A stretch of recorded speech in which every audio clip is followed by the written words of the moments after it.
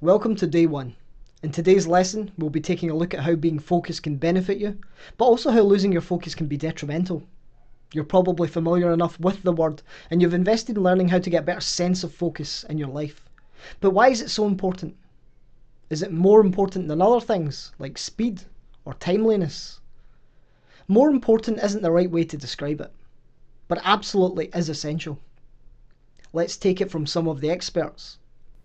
Warren Buffett is one of the most successful investors in the world. He now sits as CEO of Berkshire Hathaway and has lived a life of entrepreneurial endeavours and strategic investments. Buffett has a 5-25 rule, which states that out of 25 things you'd like to achieve, your top 5 should be the only ones that get your focus. Otherwise, you're derailing yourself from your main goals by splitting your attention among so many. It may sound crazy, but at the end of the day, your concentration exists because you want to accomplish something. Because you have something to complete. Because you want to move on and progress with your life. It doesn't take 25 steps to get there. Most of the time, it only takes 5. Focus on those 5. Another trusty name is Bill Gates. If Bill Gates does it, we should, right? Okay, it's not always a game of monkey see, monkey do. But in this case, we should all be following Bill. In response to the question, what factor do you feel has been the most important in getting to where you've gotten in life? Gates says focus. This focus isn't the same for everyone. For Gates, it began with computers. For you, it might be something entirely different. The critical takeaway is that focus is a necessary trait if you want to be successful. On the flip side, a lack of focus brings a whole entourage of adverse side effects. Think about taking a picture.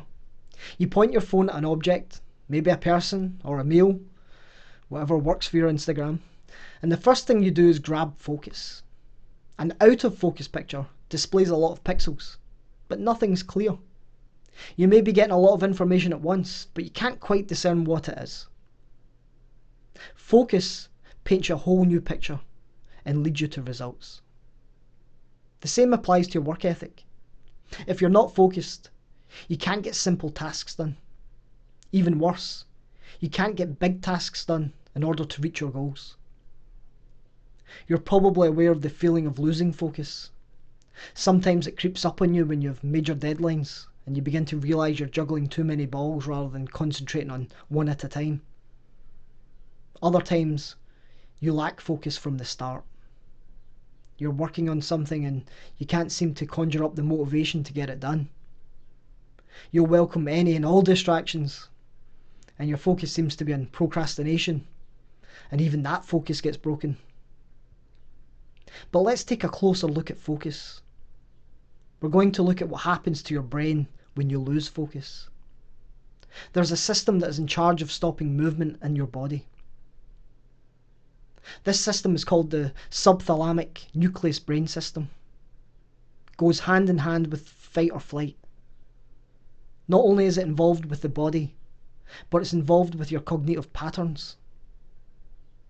What does that have to do with focus? That was a test. You're losing focus. Keep listening and stay focused. What happens is you're confronted with new information, an activity, a person, bad news, good news, whatever it is. And when you get that new information, your body, or in this case your mind, clears out everything else that's going on. Your mind stops doing all the thinking that it's been doing so far, and then it loses focus. This may be great for situations of danger because it tells your brain to stop everything else and take in the new information so that it can act quickly and appropriately. But in most cases of daily life and activities, it's not a great thing. It results in the loss of your focus, and it ends up being a pretty constant thing throughout your day. The good news is you can combat this. You can combat all your concentration issues. And I'm here to keep you focused on that path. It'll take some time, but stick around. Give me all ears.